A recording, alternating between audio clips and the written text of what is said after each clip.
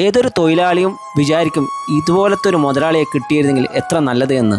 Sharjah അമരിയ free സോണിൽ ഞാൻ ഇടയ്ക്കിടയ്ക്ക് വരാറുണ്ടെങ്കിലും ഈ ഒരു കാഴ്ച ഉണ്ടല്ലോ, എനിക്ക് മാത്രമല്ല നിങ്ങൾക്കും മനസ്സിന് കൺകുളിർക്കുന്ന ഒരു കാഴ്ചയാണ്. ഈ സ്ഥാപനത്തിലെ മുതലാളി തൊഴിലാളികൾക്ക് വേണ്ടിയിട്ട്, നമ്മുടെ നാടൻ ഭാഷ പറയുകയാണെങ്കിൽ എത്രയോ സെൻറ്റ് സ്ഥലം, ഈ ഒരു സ്ഥലം വിശ്രമിക്കാൻ വേണ്ടിയിട്ടും വെള്ളിയാഴ്ച വൈകുന്നേരം കമ്പനിയുടെ വക നല്ലൊരു ടീ പാർട്ടി സൽക്കാരവും തൊഴിലാളികൾക്ക് ഇവിടെ വെച്ച് കൊടുക്കുന്നുണ്ട്. ഈ ഒരു സ്ഥലം കാണുന്നില്ല, ഇത്രയും ദൂരത്തോളം സ്ഥലം ഈ സ്റ്റാഫിന് വേണ്ടി മാത്രമാണ് ഈ മുതലാളി മാറ്റി വെച്ചിട്ടുള്ളത്.